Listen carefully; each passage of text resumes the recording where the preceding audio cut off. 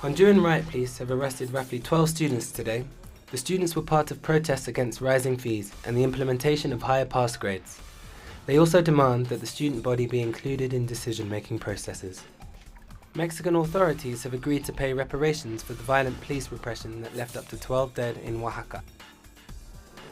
Venezuela and Colombia have begun talks to revive cooperation on security at the borders where the countries meet.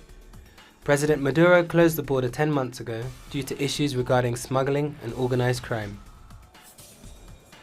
Juan Manuel Santos, Colombia's president, says the recent peace deal agreed to with the FARC rebels will boost the country's economy by opening new markets and will increase GDP by 1% annually.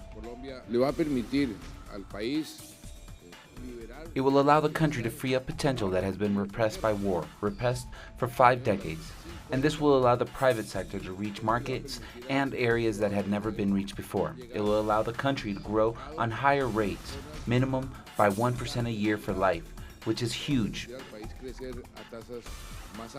In Chile's capital, Santiago, pensioners walked through the streets with banners demanding an end to private pension funds.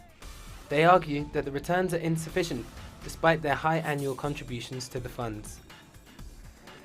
Attorney General Loretta Lynch sought to contain the political fallout from her private meeting with former President Bill Clinton earlier in the week.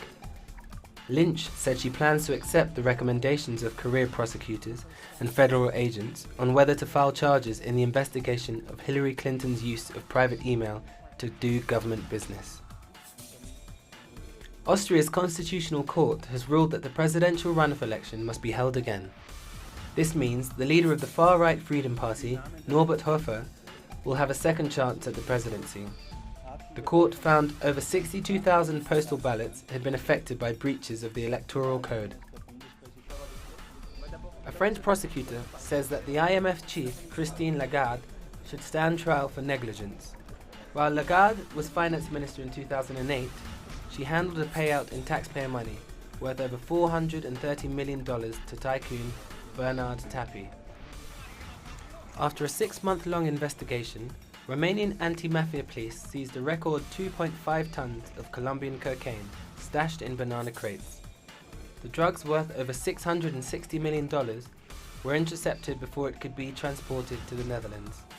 5 people have been arrested. A German man who stabbed the future mayor of Cologne has been handed a 14-year prison sentence. The man, only identified as Frank, stabbed Henriette Reek in October 2015 for her welcoming stance towards refugees. Philippine President Rodrigo Duterte urged communist rebels to start killing drug traffickers. This comes just one day after his inauguration, where he insisted he would abide to the rule of law. Duterte also called the rebels to hold their own guerrilla court hearings and then carry out executions. Israeli Prime Minister Benjamin Netanyahu asked the legal advisor to the government to consider the possibility of removing member of the Arab Joint List Haneen Zo'bi from the Knesset Israeli parliament. Her actions and lies have crossed all lines, he wrote on his Facebook account Wednesday. An uproar broke out in the Knesset Wednesday afternoon after Zo'bi called Israeli soldiers who participated in the attack on the Turkish Navy Marmara aid vessel to Gaza murderers. The turmoil mounted after Zo'bi asked to return to the plenum to apologize, but then she repeated, "As long as there is a blockade on Gaza, I will object to the blockade, and there is need to organize more flotillas." Haneen was confronted by several Knesset members who accused her of supporting terrorism.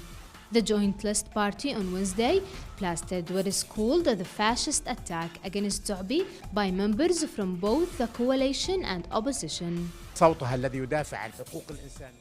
Her loud voice and democratic opinions, which defend human rights, equity, justice, the racist separation wall, and ethnic cleansing against the Palestinian people, bothered the war criminal Netanyahu and made him want to remove her.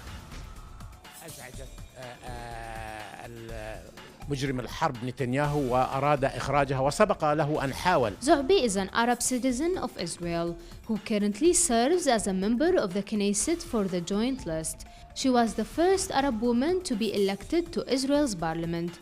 Zorbi was on board the Gaza flotilla when Israeli commandos boarded the ship and shot 9 Turkish activists dead in May 2010.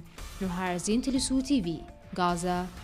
Brazilian striker Neymar has extended his contract with Barcelona until June 2021.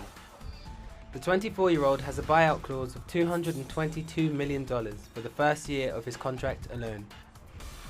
Neymar joined Barcelona in 2013 and scored 31 goals during the last season to help Barcelona win the La Liga title.